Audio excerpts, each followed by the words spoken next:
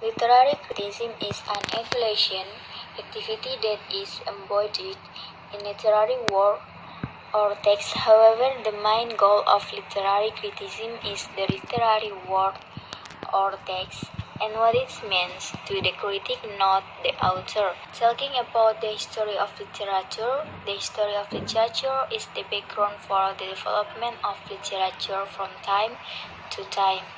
The history of literature discusses a lot about what has become history in the course of literature. When viewed from its development, many experts agree on one of which is Marshall Einstein, 1978, which contained literature as an expression of artistic and imaginative fact as a manifestation of human life. Society through language as a medium and has a positive effect on human life or humanity. Sastra Renaissance literary criticism. Julius Caesar Scaliger, author of Renaissance Poetica in the Middle Ages, the term criticism disappeared altogether. Was only then that Polyzeus used the terms criticus and grammaticus without distinction. Grammaticus means the same thinker with philosophicus.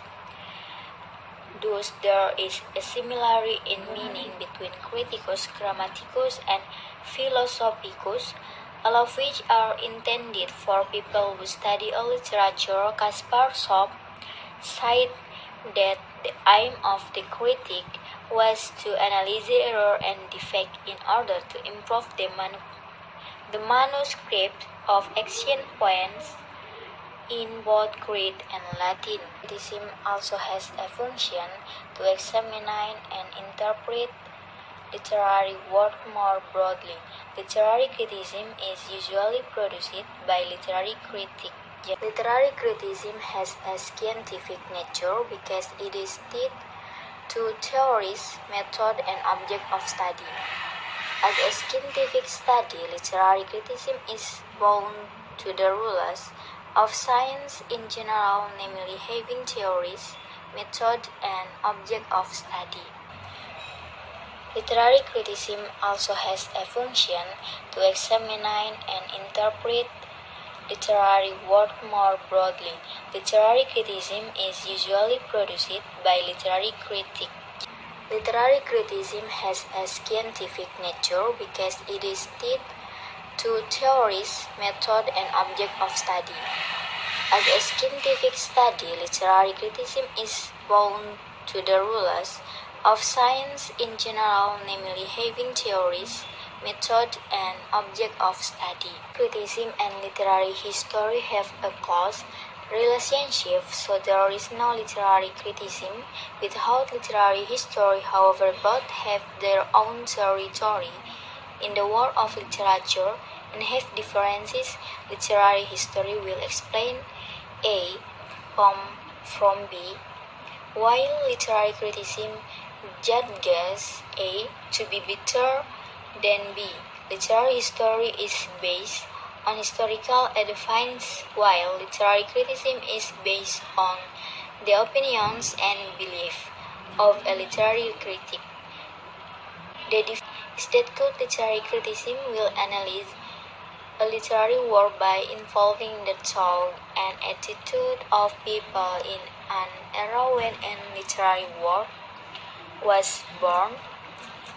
This is important because every literary period has different concepts and thought. Meanwhile, no literary history is written without the basis of judgment and selection that characterizes literary criticism. The history of literature plays a role in producing literary criticism that goes beyond judgment on the basis of like or dislike. Literary critics who are aware of the history of literature have the ability to distinguish whether or not a literary work is being faced. Pendekatan mimetic criticism. This criticism is based on the view that a literary work is a picture or fiction of the world and human life. Pragmatic criticism.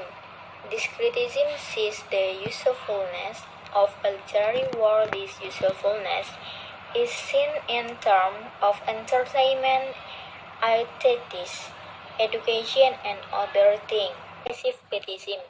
Criticism that emphasizes analysis of the author's ability to express his idea in the form of literature. Usually, this approach is to study poetry. Objective criticism. This approach sees literary work as independent works. Literary works are objects that are independent and have their own work. Reader response criticism. Reader response approach. In general, this approach offers a theory about how to get the meaning of a text by the reader and how the reader interprets the text. Structural approach that is looking at literary works that are not related to reality, the author or the readers. The analysis focuses on the intrinsic element and the relationship between other elements in the literary works. Feminist criticism focuses on prevailing social beliefs about women in an attempt to expose the oppression of women on various levels but patriarchal system, both in contemporary and historical.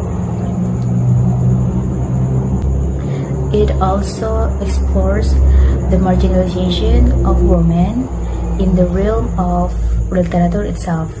Sociological approach argues that social context must be approached when analyzing a literature text. We have to focus on the value of the text and how the view are reflected in the text. The approach is a view that assumes that literary works are a sign system. The sign system refers to two meanings: its signifier and the signified. So the moral approach is an approach based on moral criticism that demands a deductive function in literary works. This approach is based on the premise that literary works can be the most effective medium for fostering the moral and personality of a group of people. Psychological approach applies psychological theories, especially Freudian psychoanalysis and Jungian archetypal depth psychology, to works of literature to explore the psychological issues embedded in them. It can be classified as an author-focused approach because its emphasis on reading the work as an expression of the author's unconscious process, such that one can analyze and interpret the work in the same way a psychoanalysis would do it with a passion stream. Before doing interpretation or interpreting, there's a question that we should answer first. It's, what does this work of literature mean? When we interpret a work, we set forth one or more of its possible meanings. Reading is like a potluck picnic to which the reader brings the words and the reader brings the meaning. The works speak to us in different ways, and one of the pleasures of talking about books is the chance to check out all the different ideas other readers bring to the picnic. When doing analysis, there's a question that we should answer: is this Is this work of literature any good? And evaluate, we form a performal judgment about its works. Is it a great novel or rotten one? Does this poem have any value? Why? What does this work of literature add or subtract from the world? When doing analysis, there's a question we should answer. It's how does this piece of literature works? When we analyze a text, we get under the hood to see how the engine operates. Analysis is technical, or we can say that pulling things apart, examining relationship, figuring out affect, and we are not asking what poem means anymore, but how the authors make it click